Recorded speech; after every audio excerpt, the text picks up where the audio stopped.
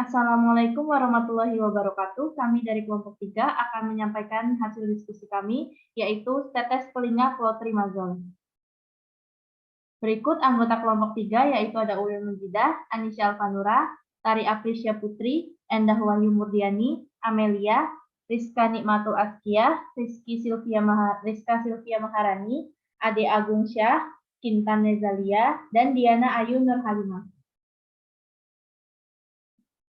Obat clotrimazole sendiri deskripsinya yaitu adalah salah satu obat sakit telinga yang digunakan untuk mengatasi infeksi akibat adanya pertumbuhan jamur. Clotrimazole bekerja melawan pertumbuhan jamur di kulit atau jamur di liang telinga. Tetes telinga clotrimazole sendiri diindikasikan pada otitis eksternal akibat infeksi fungal dengan dosis 4 tetes diberikan 4 kali per hari selama 7 hari.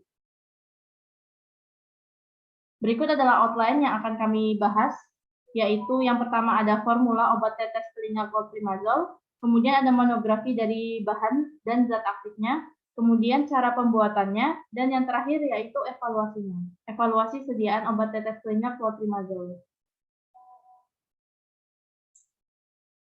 Yang pertama yaitu formula. Formulanya yang pertama ada clotrimazole 1% sebagai zat aktif, kemudian ada propilen glikol 10 ml sebagai pengawet, antimikroba, humektan, dan pelarut. Kemudian benzalkonium klorida 0,01% sebagai antiseptik, penstabil, dan agen pembasah. Yang kedua ada monografi bahan dan zat aktif. Yang pertama yaitu clotrimazole, nama kimianya 1,2-kloropenil dipenil metil 1H-imidazol. Rumus molekulnya C22H17CIN2, berat molekulnya 344,837 gram per mol. Untuk fungsi bahannya sebagai anti jamur, pemberiannya serbuk hablur putih sampai kuning pucat. Dan untuk larutannya praktis tidak larut dalam air, mudah larut dalam metanol dan dalam aseton, kemudian dalam kloroform dan dalam etanol. Untuk wadah dan penyimpanannya disimpan pada suhu 15-30 derajat Celcius, kemudian terlindung dari cahaya dan kelembaban. Selanjutnya adalah propilen glikol. Nama kimianya adalah propen 1,2-diol. Rumus molekul C3H8O2.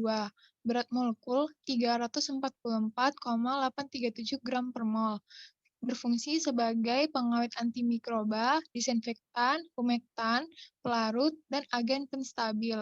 Pemberiannya, propilen glikol bening, tidak berwarna, kental, praktis tidak berbau, cair dengan rasa manis, sedikit tajam menyerupai gliserin. Kelarutannya larut dengan aseton, kloroform, etanol 95%, gliserin, dan air. Larut pada 1/6 bagian eter, tidak tercampur dengan minyak mineral ringan atau minyak tetap, tetapi akan melarutkan beberapa minyak esensial. Stabilitas dan tempat penyimpanannya. Pada suhu dingin, propilen glikol stabil dalam keadaan tertutup rapat wadah, tetapi pada suhu tinggi, di tempat terbuka cenderung teroksidasi, menghasilkan produk seperti propionaldehid, asam laktat, pirufat, asam dan asam asetat. Propilen glikol stabil secara kimiawi ketika dicampur dengan etanol 95%, gliserin atau air, larutan air, dan dapat disterilkan dengan autoklav.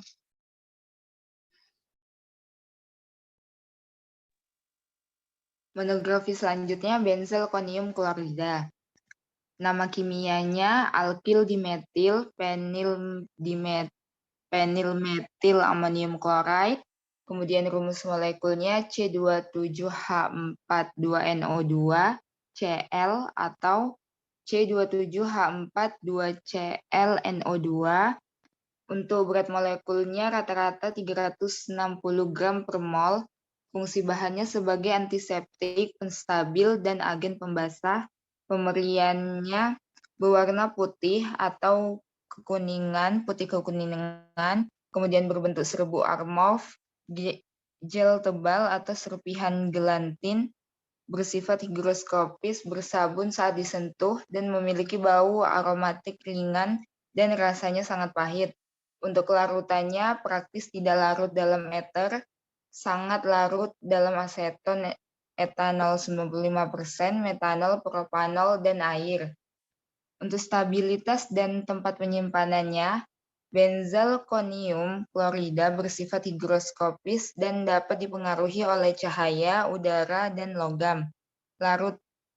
Larutan stabil pada rentang pH dan suhu yang luas dan dapat disterilkan dengan autoklav tanpa kehilangan keefektifannya.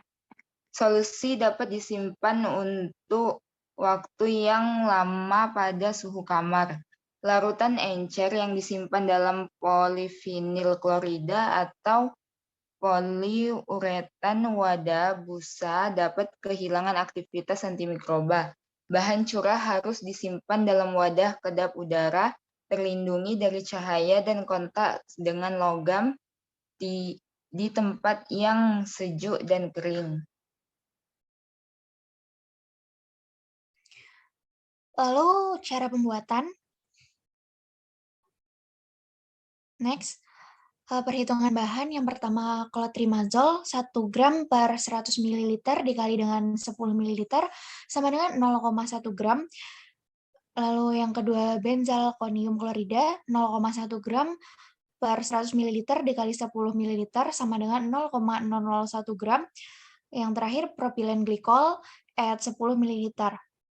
Lalu clotrimazole 0,1 gram dikali 110 sama dengan 11 gram. Benzalkonium klorida 0,001 dikali 110 sama dengan 0,11 gram. Dan propilen glikol 10 ml dikali 110 sama dengan 1100 ml. Lalu cara pembuatannya yang pertama sterilisasi semua alat dan wadah yang akan digunakan. Lalu ditimbang semua bahan yang dibutuhkan sesuai perhitungan yaitu clotrimazole 11 gram dan benzalkonium klorida 0,11 gram. Lalu clotrimazole dan benzalkonium yang telah ditimbang dilarutkan di dalam gelas piala steril dengan propilen glikol. Tambahkan propilen glikol at 1100 ml diaduk dengan batang pengaduk hingga larutan sempurna. Lalu larutan disaring dengan kertas saring dan sediaan dimasukkan ke dalam wadah obat tetes telinga secara aseptik dengan menggunakan squid steril yang sudah dibilas dengan larutan sediaan. Evaluasi.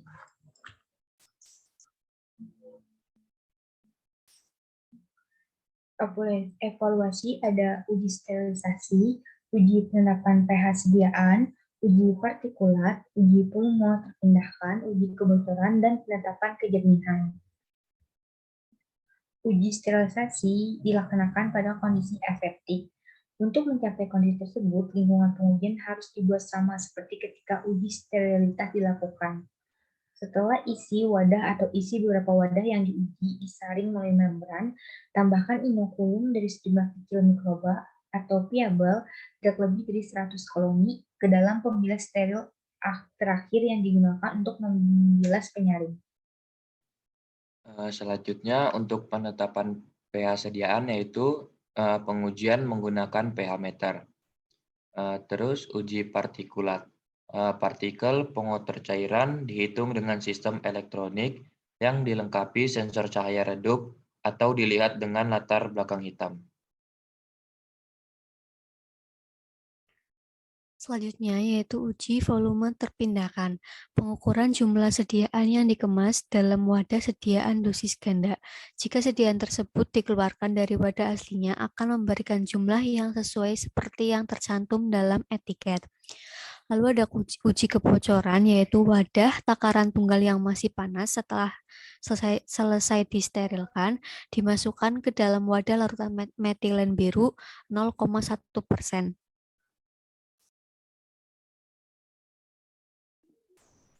Yang terakhir, ada penetapan kejernihan, yaitu 2 tabung reaksi, zat uji dan suspensi larutan dibandingkan setelah 5 menit pembuatan suspensi dengan pelarut yang digunakan.